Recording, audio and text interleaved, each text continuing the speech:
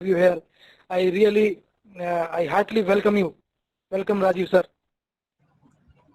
Thank you Jagdish ji, बहुत बहुत धन्यवाद। Doctor Jagdish, am I audible? Yes, sir. Very you are clear. audible, sir. Okay, thank you very much. My preceptor, Professor Jasraj Singh sir, my seniors and friends, Dr. Praveen Jadon ji, Dr. Sisodia ji, my senior Rajesh Tripathi ji,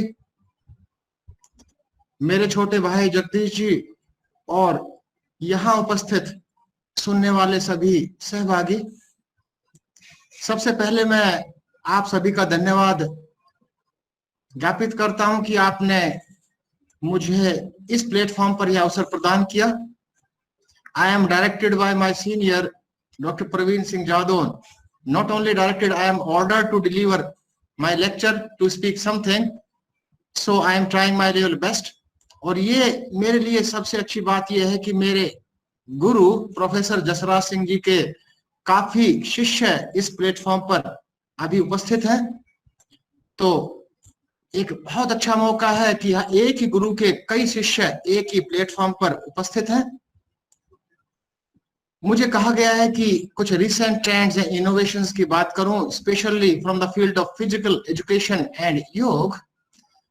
तो कहानी तो बहुत लंबी है और यहाँ पर मुझे मेरे गुरु द्वारा एक कहा गया कथन याद आ गया कि प्रगाढ़ विद्वानों के सामने, प्रगाढ़ विदुषियों के सामने, दिग्गजों के सामने, सीनियर्स के सामने बोलना बहुत मुश्किल है, but I will try my level best. मैं कोशिश करूंगा कि कुछ अपनी सामग्री आप तक पहुंचा पाऊं, कुछ ऐसे तथ्यों के आधार पर कुछ ऐसी बातें आपके सामने कर पाऊं जो इस थीम से रिलेटेड है। और जो मेरे गुरु का एक कथन था, जो हमेशा वो कहा करते थे कि बेटा ये आग का दरिया है, तो मेरे लिए तो आज ये आग का दरिया है कि सीनियर्स और गुरुओं के सामने बोलना। I will talk about some innovations related to yoga. हम सब जान रहे हैं कि आज हम विश्वव्यापी महामारी कोविड-19 का सामना कर रहे हैं। अभी तक कोई वैक्सीनेशन नहीं है, कोई ऐसी मेडिसिन नहीं है जिसकी खोज हुई हो।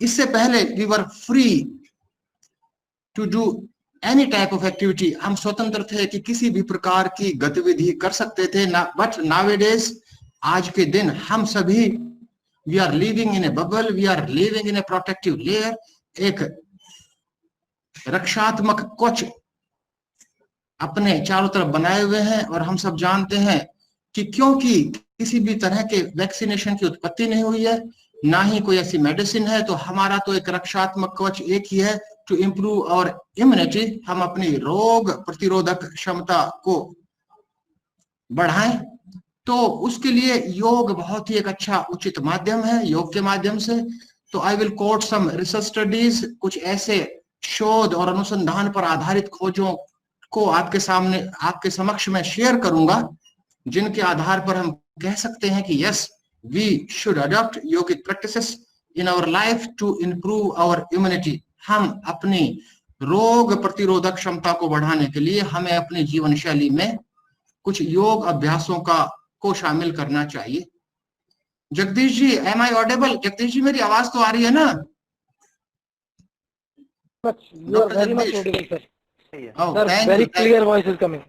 ओके, धन्यवाद, बहुत बहुत धन्यवाद आपका।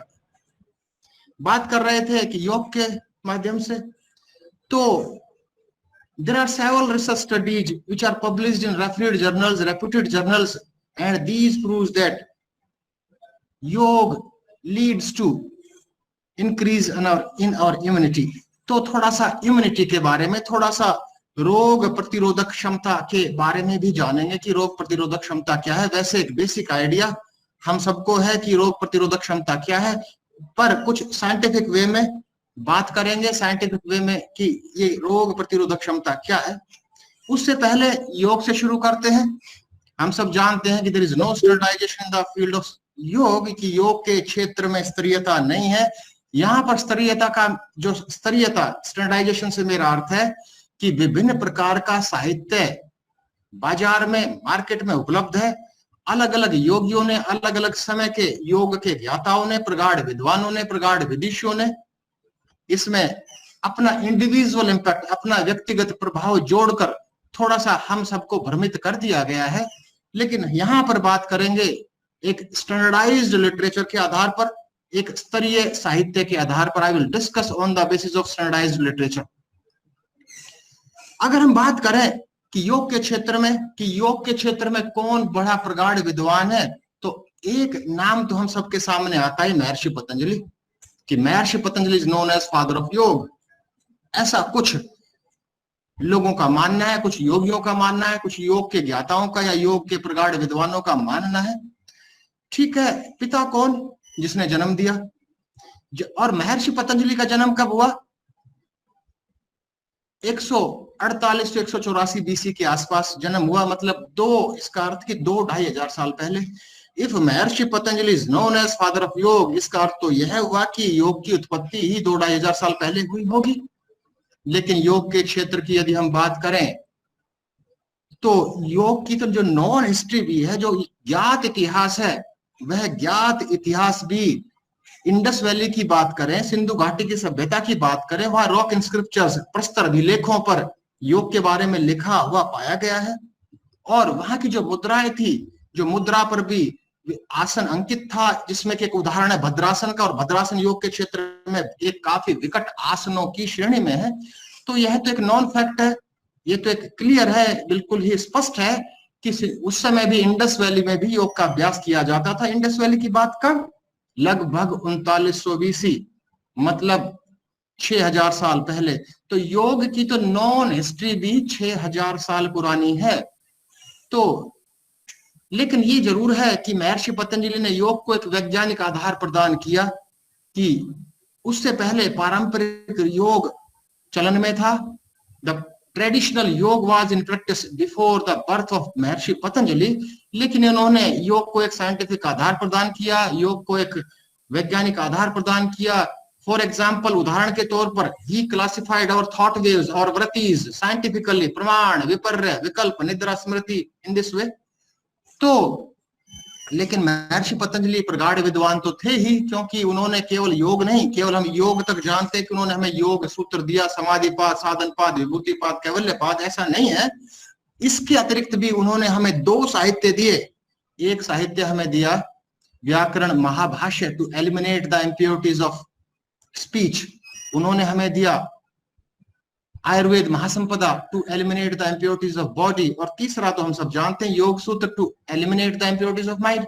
एक व्यक्ति आयुर्वेद के क्षेत्र में, ग्रामर, व्याकरण के क्षेत्र में, योग के क्षेत्र में इतना अधिक हमें लिटरेचर दिया, इतना अधिक हमें दिया, तो he was extra ordinarily genius. वो अपने आप में प्रगाढ़ विद्वान थे। लेकिन यहाँ तो है, एक रिसेंट इनोवेशन की बात करेंगे, रिसेंट ट्रेंड्स की बात करेंगे, तो महर्षि पतंजलि ने योग को जो परिभाषित किया है, योगस्य चित्त वृत्ति निरोध है, इसका अर्थ हुआ cessation of the thought waves of mind stuff. तो mind stuff means the entirety of human mind. जो भी everything that is stored in our mind stuff is known as our chitta. उसको कहा गया है हमारा चित्त। जो एंटायरिटी ऑफ ह्यूमन माइंड है, उसमें जो भी स्टोर्ड है चित्त, उसकी वृत्तियां, उससे थॉट वेव जो उपजती हैं, विचारों की लहरें उपजती हैं, उनको नियंत्रित करना योग बताया है। तो क्योंकि various disorders are related to our nervous system, related to the secretion of different hormones, यदि चित्त की वृत्तियों को निरोधित करेंगे, रोकेंगे, तो हम व्याधियों से दूर रह सकते हैं। और एक बात और मुझे याद आई, एक नाम आपने सुना होगा, सदगुरु जग्गी ने, जब एक बात चल रही थी सस्टेनेबल डेवलपमेंट की, सतत विकास की, तो उन्होंने एक विश्व आंदोलन में, एक वर्ल्ड समिट में एक कमेंट दिया था, एक कथन कहा था कि यदि हमें सस्टेनेबल डेवलपमेंट चाहिए, यदि हमें सतत विकास चाहिए, यानी we can not transform the world without transforming the individual. व्यक्ति विशेष में परिवर्तन किए बिना इस विश्व में परिवर्तन नहीं कर सकते। इट मीन्स कि we have to change, we have to transform the individual. तो हमें एक व्यक्ति विशेष को ट्रांसफॉर्म करना है। और जग जाहिर है, हम सब जानते हैं कि योग से उचित साधन कौन सा हो सकता है व्यक्ति के ट्रांसफॉर्मेशन के लिए, व्यक्ति में परिवर्तन लाने के लिए। तो योग से व्यक्ति में परिवर्तन होगा, और व्यक्ति में परिवर्तन आएगा तो विश्व में परिवर्तन होगा। तो by the help of yoga we can transform the world. लेकिन अभी जो हम बात कर रहे थे कि पहले हम फ्री थे किसी भी तरह की गतिविधि को करने के लिए, और आज हम एक बबल में रह रहे हैं, प्रोटेक्टिव लेयर में रह रहे हैं, और वो प्रोटेक्टिव लेयर थी इम्यून सिस्टम। बात हो चुकी है, तो थोड़ा सा अब इम्यून सिस्टम के बारे में जान लें और थोड़ा सा बात करेंगे कि इम्यून सिस्टम क्या है हमारा, रोग प्रतिरोधक क्षमता क्या है, रोगों से लड़ने की क्षमता, कोई नई बात नहीं, हम सब जानते हैं। लेकिन there are several factors on that this immune system depend. यह इम्यून सिस्टम, यह रोग प्रतिरोधक क्षमता विभिन्न कारकों पर निर्भर करती है। जगदीश जी, मेरी समय सीमा तो निर्धारित कर दीजिए, कितना समय दिया गया है, आपने आवंटित किया है डॉक्टर जगदीश? सर ये हमारे लिए सौभाग्य की बात है कि आपको सुन पा रहे हैं, आपके लिए कोई समय सीमा नहीं है। चलो ठीक, thank you thank you. 15-20 minute ले लूं ना, 15-20 मिनट ले लूं? मैं कह रहा हूँ सर ये हमारे लिए सौभाग्य की बात है कि आपको सुन पा रहे हैं, आपके इस बातों से जो है हमारा ज्ञानवर्धन हो रहा है, समाज को दिशा मिल रही है। थैंक यू बहुत बहुत धन्यवाद। चलो, इम्यून सिस्टम की बात कर रहे थे। इम्यून सिस्टम हमें यह हमारे लिए जानना जरूरी है। We should know that our immune system depends on several factors. किसी एक कारक पर आधारित नहीं है, विभिन्न कारक हैं। उदाहरण के तौर पर एज, हमारी उम्र पर भी, पर हर उम्र में हमारा इम्यून सिस्टम, हर उम्र में हमारी रोग प्रतिरोधक क्षमता एक जैसी नहीं होती। सब जैसे जैसे अलग अलग स्टेजेस की बात करें, चाइल्डहुड की बात करें, एडल्टहुड की बात करें, ओल्ड एज की बात करें, इम्यून सिस्टम में परिवर्तन आता है।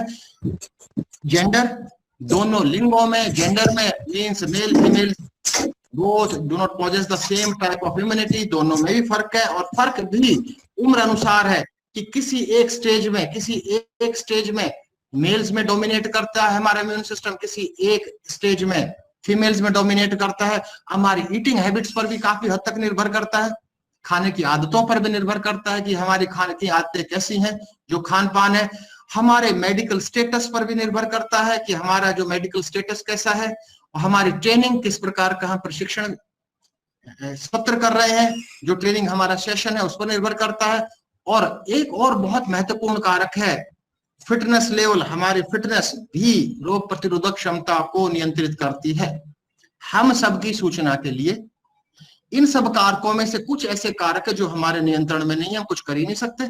We have to adjust, we have to accommodate ourselves. हमें उसके अनुसार अपना अनुकूलन करना है। और which some are under our control, और कुछ हमारे नियंत्रण में है। तो नियंत्रण में कौन कौन से नहीं है? We can not control the age, we can not control the gender, but eating habits, खाने की आदतें तो हमारे कंट्रोल में है, हम बदल सकते हैं। मेडिकल स्टेटस को भी हम अपने जीवन शैली से और अपनी गतिविधियों में परिवर्तन लाकर हम अपने मेडिकल स्टेटस को भी काफी हद तक परिवर्तित कर सकते हैं, जब तक कि हमें कोई जटिल बीमारी ना हो। Training session depends on us, हम जैसा प्रशिक्षण सत्र करना चाहें कर सकते हैं। फिटनेस लेवल, योग के माध्यम से या शारीरिक गतिविधियों के माध्यम से हम अपने फिटनेस लेवल में भी परिवर्तन कर सकते हैं। सो इट इज एडवाइजेबल, यह सुझाव दिया गया है प्रगाढ़ विद्वानों के द्वारा कि we should give stress on the factors which are under our control. उसमें परिवर्तन करें, कुछ शामिल करें, कुछ क्रियाएं सम्मिलित करें। तो आगे चलते हैं इम्यून सिस्टम के ऊपर कि इम्यून सिस्टम के बारे में अभी तक तो केवल बात हुई कि इम्यून सिस्टम कुछ कारकों पर निर्भर करता है, उन कारकों की चर्चा हुई, और कुछ कारक हमारे नियंत्रण में है, कुछ कारक हमारे नियंत्रण में नहीं है। अब बात करते हैं इम्यून सिस्टम की भी, इम्यूनिटी को भी, कि रोग प्रतिरोधक क्षमता किस प्रकार की। हम जानते हैं कि there are 2 types of immunities. हमारे शरीर में 2 प्रकार की रोग प्रतिरोधक क्षमताएं हैं। First is known as innate immunity, second is known as acquired immunity. एक हमें जन्म से मिली और एक हमने एक्वायर की, मींस एक ग्रहण की हमने। अब बात करते हैं आगे, दोनों इम्यूनिटीज की संक्षिप्त में बात करेंगे, क्योंकि योग के माध्यम से हम अपनी रोग प्रतिरोधक क्षमताओं को की रिसर्च स्टडीज, हम शोध कार्य क्या कहता है कि हमारी जो इनेट इम्यूनिटी या एक्वायर्ड इम्यूनिटी कैसे परिवर्तित होती है, कैसे विकसित होती है, कैसे इंप्रूव होती है, सुधार कैसे होता है, उसको जानने के लिए थोड़ा सा संक्षिप्त में जानने का प्रयास करेंगे कि इनेट इम्यूनिटी क्या है और हमारी एक्वायर्ड इम्यूनिटी क्या है। इनेट इम्यूनिटी एक सरलतम शब्दों में यदि हम बात करें, innate immunity is our first line of defence. यह हमारी प्रथम पंक्ति ऑर्गेनिज्म से जो आक्रमणकारी जीवाणु है उनसे हमारी पहले, अगर हमारा पूरा इम्यून सिस्टम को फौज का नाम दे दें, डिफेंस का नाम दे दें, तो उसमें से पहली पंक्ति में जो सैनिक खड़े हैं वो कहलाता है इनेट immune system. This consist of both, इसे दोनों तरह का है हमारा, एक एनाटॉमिकल भी है और फिजियोलॉजिकल भी है। एग्जांपल्स, स्किन हमारी है, एनाटॉमिकल है। म्यूकस मेम्ब्रेन है, हमारी रक्षा करती है। बॉडी टेम्परेचर क्यों होता है कि जो इन्वेडिंग ऑर्गेनिज्म है उन्हें नष्ट करने के लिए आता है। और कुछ स्पेशलाइज्ड सेल्स हैं, कुछ ऐसी सेल्स हैं, ऐसी कोशिकाएं हैं जो इन इन्वेडिंग ऑर्गेनिज्म के साथ लड़ाई करते हैं, मींस उनका सामना करते हैं। अब बात करते हैं थोड़ा सा कि सबसे महत्वपूर्ण भूमिका किसकी है इस इनेट इम्यून सिस्टम में। उसमें है व्हाइट ब्लड सेल्स की, these are known as leukocytes.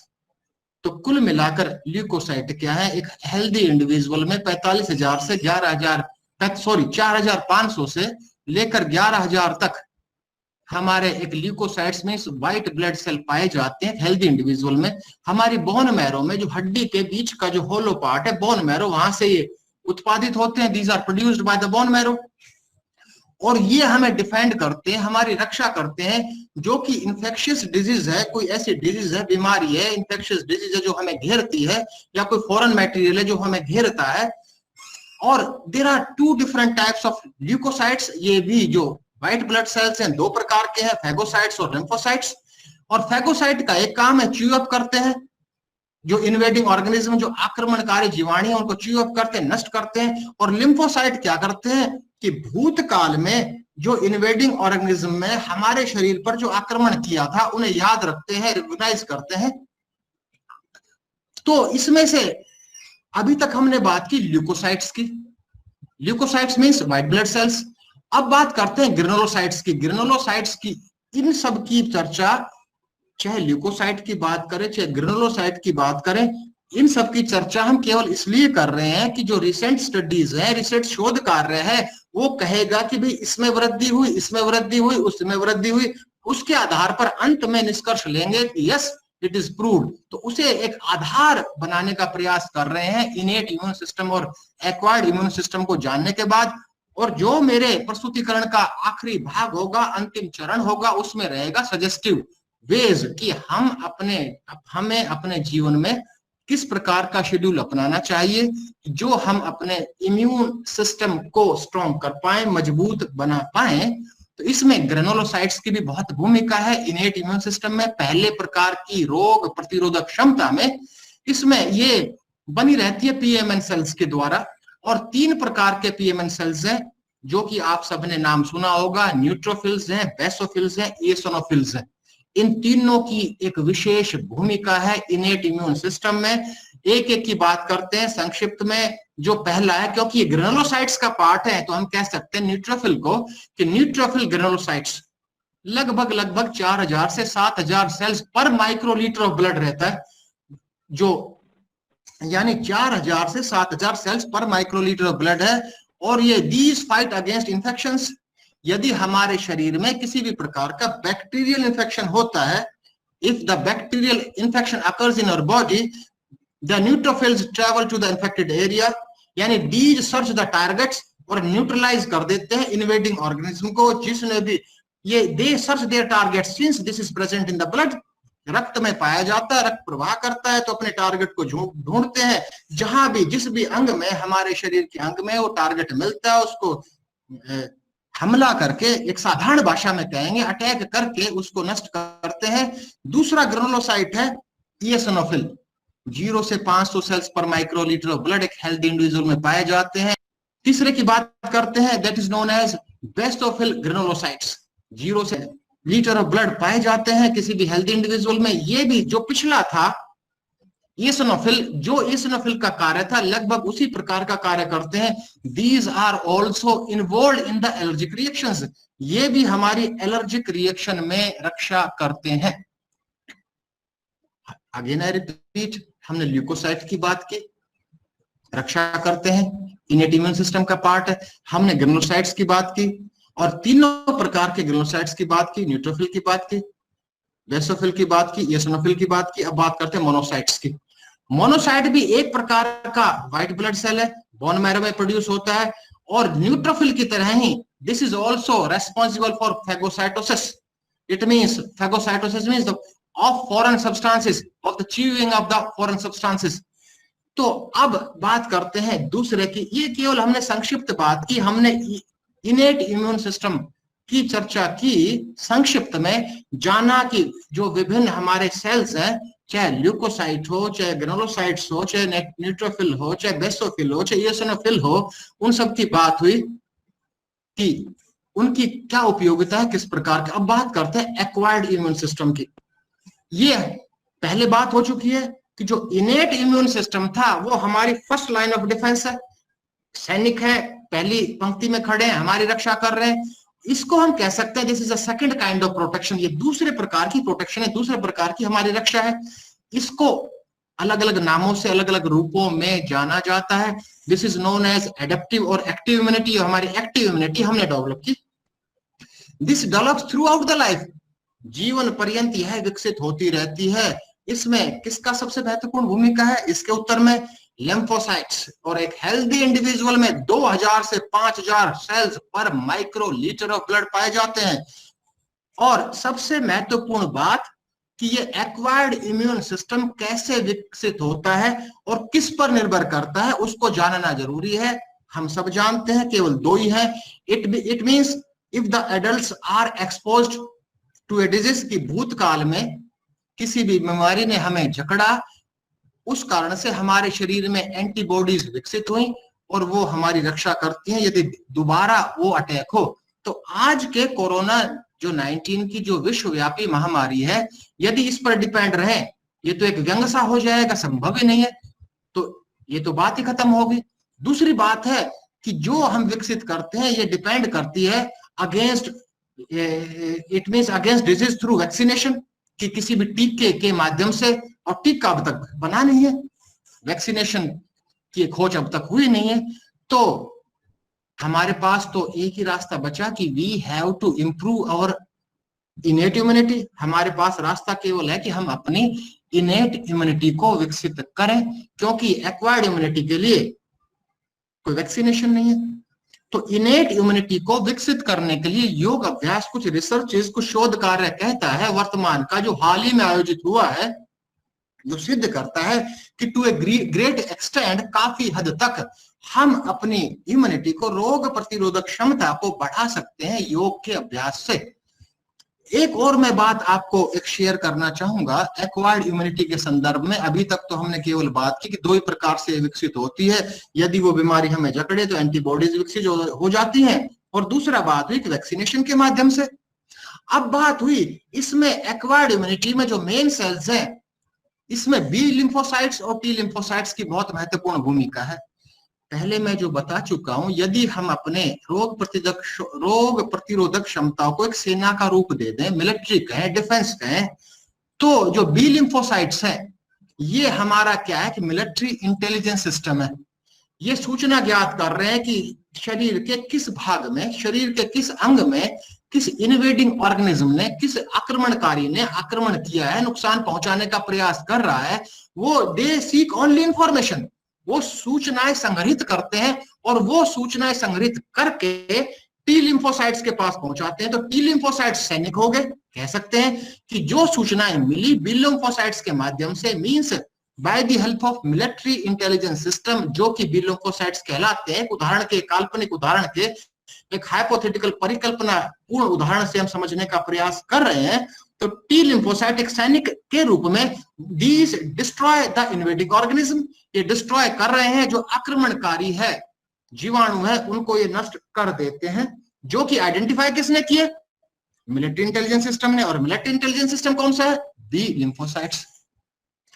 अब बात करते हैं, we will discuss about the relationship between, on the basis of the recent trends and innovations, कि क्या सह संबंध है योग में और इम्यून सिस्टम में। योग के अभ्यासों के बीच और हमारी रोग प्रतिरोधक क्षमता के बीच में कैसा संबंध है।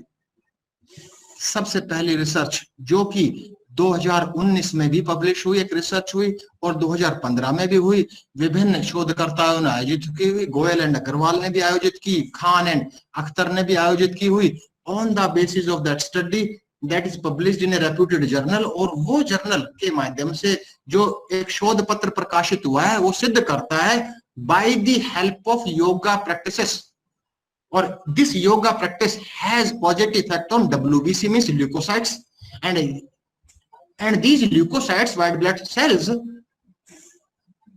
protect us against invading organism। जो आक्रमणकारी जीवाणु हैं जो कि हमारे शरीर को नष्ट करने का या आक्रमण करने का प्रयास करते हैं, उनका सामना करते हैं WBC ल्यूकोसाइट्स, उनमें वृद्धि होती है। तो ये सिद्ध करता उनमें वृद्धि होगी तो अपने आप ही हमारा इम्यून सिस्टम भी मजबूत होगा। केवल इट मींस एक और स्टडी हुई, that study was conducted in the year 2017। On the basis of that particular study कि yoga have positive effect on leukocytes, केवल ल्यूकोसाइट्स, ल्यूकोसाइट की बात तो गोयल और अग्रवाल ने भी कर दी थी कि उससे इंप्रूव होते हैं WBC ल्यूकोसाइट्स, लेकिन इस अध्ययन में पाया गया कि by using this the improvement in eosinophils and monocytes also takes place. पर इस स्टडी का सबसे महत्वपूर्ण पार्ट था जिस पर कि हमें बल देना चाहिए, जो कि बहुत ही महत्वपूर्ण सेंटेंस है। उन्होंने कहा this is due to a combination type of yogic schedule. Combination of type of yogic schedule में उन्होंने कहा कि this is due to the combination of asana, pranayama and meditation. If we perform asana, pranayama and meditation in a single session together, in that case the positive effect of yoga takes place on leukocytes, eosinophils and monocytes। इसका अर्थ हुआ कि हम अपने ऐसे प्रशिक्षण सत्र का निर्माण करें, हम एक ऐसे योग सत्र का निर्माण करें जिसमें कि तीनों प्रकार के अभ्यास हो सुविधा अनुसार, जिसमें आसन भी हो कुछ, जिसमें कुछ प्राणायाम भी सम्मिलित करें, जिसमें ध्यान का भी भाग हो, दैट में be a concentrative meditation, that में बी ए माइंडफुलनेस मेडिटेशन। तो उनको शामिल, इसका अर्थ हुआ कि the effect on leukocytes, eosinophils and monocytes is a cumulative effect of 3 types of practices. एक क्यूमुलेटिव इफेक्ट है तीनों प्रकार के अभ्यासों का, और तीनों प्रकार के अभ्यास कौन से? आसन, प्राणायाम और ध्यान। It means this is a combination of the effect of 3 different types of practices from the field of yoga। और इसके अलावा 2018 में ही एक क्लिनिकल स्टडी आयोजित की गई पीटर्स एंड अदर्स के द्वारा। उसमें क्या किया कि रैंडमाइज्ड कंट्रोल ट्रायल हुई, और उस स्टडी ने भी सजेस्ट किया था कि जो current body evidences in the small and the are most immune parameters, more research is required to draw distinct conclusions. उन्होंने ये कहा कि वैसे अपर्याप्त अनुसंधान कार्य है, अपर्याप्त शोध कार्य है, और शोध कार्यों की आवश्यकता है अपने कॉन्फिडेंस लेवल को बढ़ाने के लिए। तो ये बात थी। I have discussed about the relationship between yogic practices and our immune system on the basis of evidences that I have collected from different researches conducted time to time। अब एक बात करूं कि सजेशन तो मैं दे चुका हूं on the basis of researches, ये सुझाव मेरे नहीं है। तो सजेशन में क्या है? सजेशन आया कि हमें एक ऐसा अभ्यास करें जिसमें आसन भी हो, प्राणायाम भी हो, मेडिटेशन हो। तो और अगला प्रश्न उत्पन्न हुआ मस्तिष्क में जिज्ञासु के या सुनने वालों के कि कितनी देर करें। तो उसके उत्तर में भी उस रिसर्च आर्टिकल में बताया गया है कि minimum of we should practice 30 minutes per day. अगला प्रश्न दिमाग में हो सकता है कि कितने दिन के बीच में गैप होना चाहिए। यदि हम योग अभ्यास कर रहे हैं तो उस स्टडी ने सजेस्ट किया है कि we should perform regularly daily, कि हमें रोज इसका अभ्यास करना चाहिए। इसके अलावा एक और बात से मेरी से आप सब सहमत होंगे कि योग को हम एक आजकल एक डायनामिक रूप में भी करते हैं। आपने सुना होगा कि डायनामिक सूर्य नमस्कार का भी एक चलन है कि हम एक डायनामिक सूर्य नमस्कार को भी एक डायनामिक सूर्य नमस्कार के रूप में अभ्यास करते हैं, it means that becomes aerobic type of activity. तो यदि हम एक वेरी इंटेंस प्रैक्टिस सेशन करते हैं, एक ऐसे प्रशिक्षण सत्र का आयोजन करते हैं, एक ऐसे यौगिक सत्र का आयोजन करते हैं जो कि बहुत इंटेंस है, that is dynamic in nature, तो वहां पर एक ओपन विंडो थ्योरी कुछ कहती है। It means after the completion of the training session, after the completion of यौगिक सत्र, यदि हम इंटेंस हाई इंटेंस सेशन है हमारा, एग्जाम्पल उदाहरण मैं दे चुका हूं, सूर्य नमस्कार को यदि करते हैं तो एक open window occurs immediately after the intense session. तो ये ओपन विंडो होता है, लगभग 3 से 72 घंटे तक इसकी अवधि है, और जो ये ओपन विंडो घटित होता है उस दशा में we become very sensitive to invading organism. तो जो आक्रमणकारी जीवाणु है उनके प्रति हमारा शरीर बड़ा संवेदनशील हो जाता है। तो वी शुड, यदि एक हम मॉडरेट इंटेंसिटी से कर रहे हैं योग का अभ्यास या फिजिकल एक्टिविटीज कर रहे हैं तो चिंता का विषय नहीं है। चिंता का विषय तभी है जब हम इंटेंस शेड्यूल, हमारा इंटेंस एक्सरसाइज है, इंटेंस प्रैक्टिस है, उस दशा में 3 से अगले 72 घंटे सत्र को समाप्त होने हमें बहुत बचाव करना चाहिए। तो we should take care about that open window. It means after intense, or we can say that after intense exercise increased susceptibility to illness. तो आगे और चलते हैं। एक और फैक्ट मैं आप सबके सामने शेयर करना चाहूंगा, एक तथ्य जो कि एक अनुसंधान पर आधारित ही एकत्रित किया है कि हम तो अपने सीनियर से, और जो भी लिटरेचर भी कहता है, अपने पूर्वजों से कहें या अपने पेरेंट्स से हमेशा सुनते आए हैं कि अति तो हर क्षेत्र में बुरी होती है।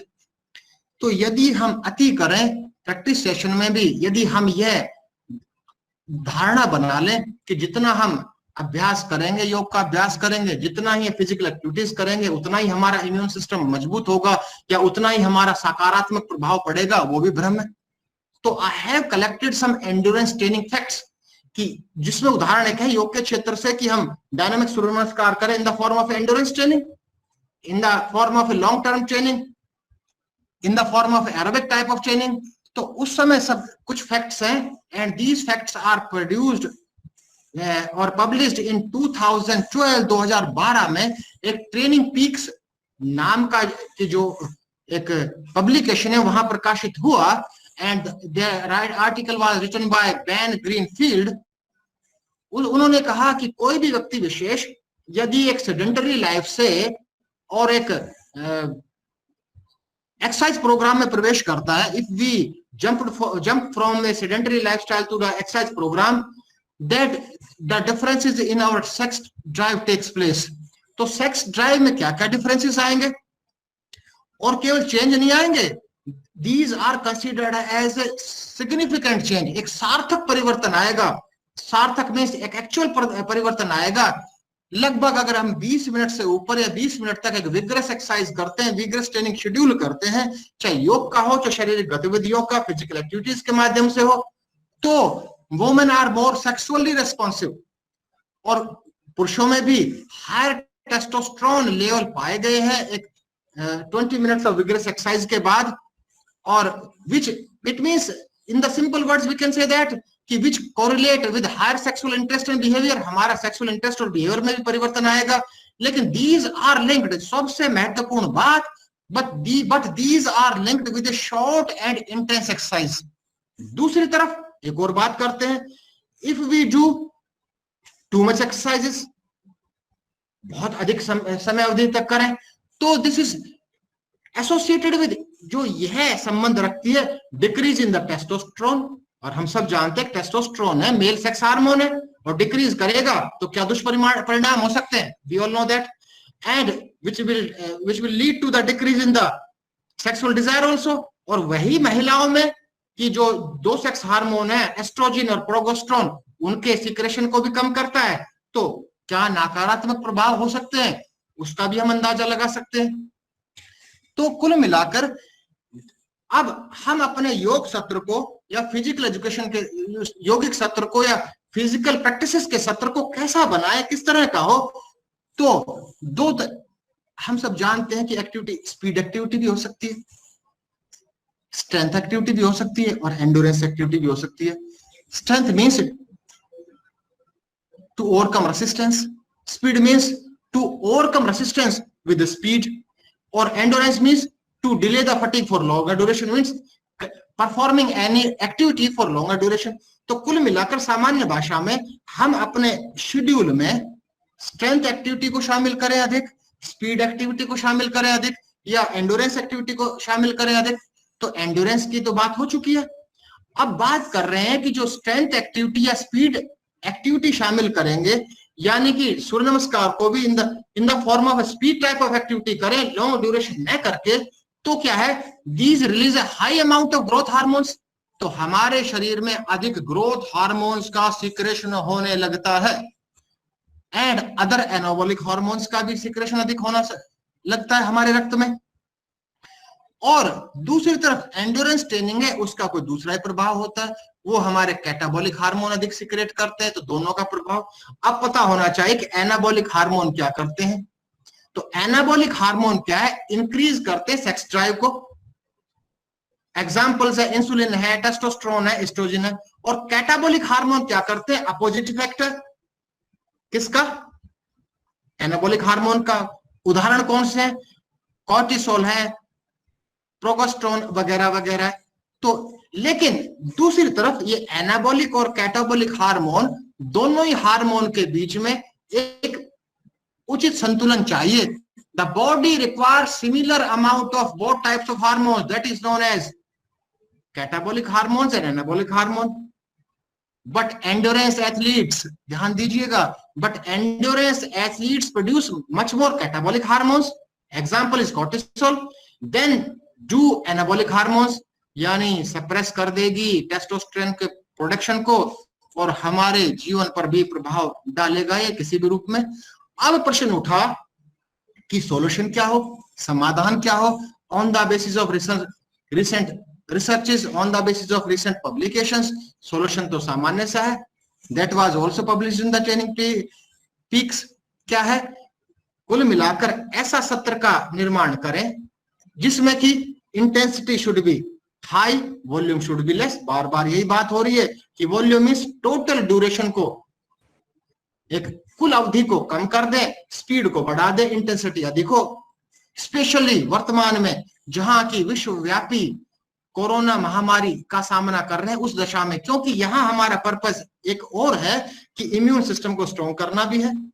और यहां तक कि यह भी सुझाव दिया गया कुछ रिसर्च स्टडीज में कि ईट फैट डाइट की, लेकिन कैसा, उसमें भी डिपेंड करता है कि जो फैट है नेचुरल सोर्स ऑफ कोलेस्ट्रॉल है, और saturated fats are used to fuel the body's hormone production process. तो इसलिए सैचुरेटेड फैट पर ध्यान देना चाहिए और सिंपल शुगर को अवॉइड करना चाहिए, प्रोसेस्ड फूड को अवॉइड करना चाहिए, अल्कोहल को अवॉइड करना चाहिए। क्यों करना चाहिए, ये तीनों ही, चाहे शुगर की बात करें, चाहे प्रोसेस्ड फूड की बात करें, चाहे अल्कोहल की बात करें, ये डिप्लेट करते हैं नेचुरल हार्मोन्स को। तो और एक सबसे महत्वपूर्ण बात है, वी शुड अवॉइड स्ट्रेस, क्योंकि स्ट्रेस के कारण से ही our body produces different types of hormones, and these hormones or the production of these hormones affect our immune system also। तो यह कहानी थी। एक अंत में एक बार again at the end of my presentation again I express my sincere thanks to organizers, principal of the college. I express my sincere thanks to each and every unit associated with the organization of this workshop. Special thanks to my guru, Dr. Jasraj Singh sir, and my seniors, Tripathi sir, Parveen Jadon sir, Anro Sisodia ji, and I express my sincere thanks to Jagdish ji and Jaswant ji for providing me an opportunity to speak in front of you। और now over to the Jagdish ji। Jagdish ji, कोई questions हो तो आप पूछ सकते हैं, spectators पूछ सकते हैं, दर्शक। any questions from participants sides के लिए कोई भी साइड से कोई भी प्रश्न हो तो। Sir, you explain one thing. Through any asana, I reduce the tension.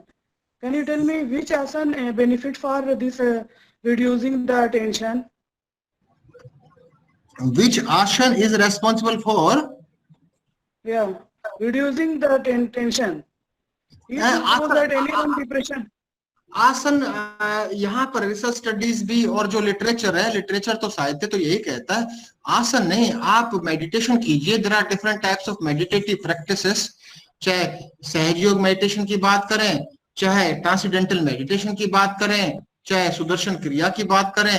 You should adopt some concentrative meditative techniques और you can adopt mindfulness meditation, दोनों का ही चलन है जो मॉडर्न कंसेप्ट है। तो we should adopt meditative practices to avoid tension, to eliminate tension or to eliminate stress. Okay, thank you, sir. Sir, but someone told not benefit. Hello. Okay, madam you are not audible, थोड़ी आवाज स्पष्ट रूप से सुनाई नहीं दे रही है। Please repeat the sentence with a louder voice. Actually, sir, here present someone present the yoga seminar, one day workshop here, but someone told without medicine how I can reduce the tension, not possible without the medicine reduce the tension. Then I ask you, मैं question समझ गया आपका। देखो ये तो बड़े बड़े प्रगाढ़ विद्वानों के द्वारा सजेस्ट किया गया, सुझाव दिया गया, योग should be adapted for preventive purposes. ध्यान दीजिएगा, योग should be adopted for preventive purposes and for curative purposes. पूर्णतः 100% योग पर निर्भर नहीं रहना चाहिए। क्यूरेटिव पर्पजेस से योग के साथ साथ मेडिसिन बहुत अति आवश्यक है। तो प्रिवेंटिव पर्पज के लिए तो काफी अच्छा है। तो यहाँ तो हम क्यूरेटिव पर्पज की बात ही नहीं कर रहे हैं, यहाँ तो प्रिवेंशन की बात कर रहे हैं। उन्होंने ठीक कहा है। Good afternoon sir. जी, केतुल यार master degree student from Banaras Hindu university. Yes sir, मेरा क्वेश्चन थोड़ा टॉपिक से हटके है। हम लोग आजकल वेबिनार्स कर रहे हैं, सेमिनार्स कर रहे हैं, ऑनलाइन कर रहे हैं, बट बहुत जगह ये रूमर्स फैलाया जा रहा है, पता नहीं ये सही भी है कि नहीं, ये वैलिड है कि नहीं। अब इसका तो ऐसी कोई इसका जवाब तो बेटा यूनिवर्सिटी ग्रांट्स कमीशन, ये तो एक व्हाट्सएप ग्रुप में मैं भी देखता हूँ, ये तो यूनिवर्सिटी ग्रांट्स कमीशन डिसाइड करेगा कि वैलिडिटी क्या है इसकी, कि ये जो प्रमाण पत्र आप इकट्ठे कर रहे हैं ये वैध है या नहीं है। लेकिन यह भी है कि मैं अपने एग्जांपल दूं कि मैंने अपने एक बड़ा प्रैक्टिकल क्वेश्चन है और इसका जवाब देना भी बहुत मुश्किल, एक जटिल है, लेकिन मैं एक एग्जांपल दे रहा हूँ कि जो स्टूडेंट्स कहें या जो भी सहभागी हैं जो इस वेबिनार्स में भाग ले रहे हैं, आज भी मेरा एक सेशन था सुबह, उसमें देख रहा हूं कि कुछ ऐसे हैं पार्टिसिपेंट्स कि जो ज्वाइन करने के बाद होल्ड केवल कि हाँ मेरी उपस्थिति दर्ज हो गई है और बस अब मेरी अटेंडेंस होगी, I will get the certificate. तो इस प्रकार की गतिविधियां हैं, जो इस प्रकार की गतिविधियां ये प्रश्न चिन्ह लगा रही हैं, तो इसलिए इस प्रकार के क्वेश्चंस अराइज हुए। अब तो यूनिवर्सिटी ग्रांट्स कमीशन या जो भी एक ऑथेंटिक बॉडीज हैं जो समय समय पर निर्धारण करती हैं कि किस प्रकार के सर्टिफिकेट का और किस प्रकार की सहभागिता की उपयोगिता को विश्वसनीय या वैध माना जाएगा, वो तो वो निर्धारण करेंगी। Thank you very much sir.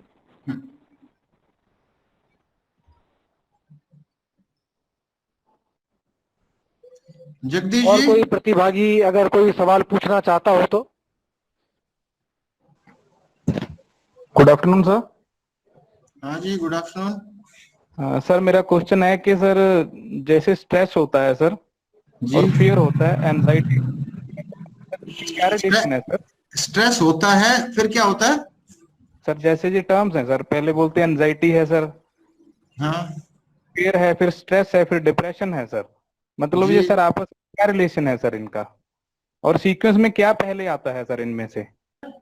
अगर स्ट्रेस एक सामान्य भाषा में यदि एक स्ट्रेस एक सीमित समय के लिए है, क्षणिक है, तो that is known as stress.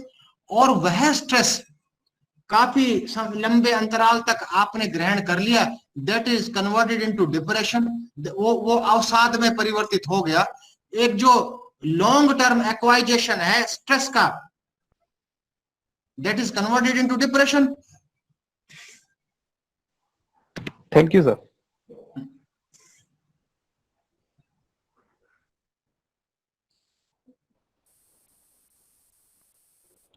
Jagdish ji. Sir बहुत बहुत धन्यवाद सर आपके संबोधन के लिए।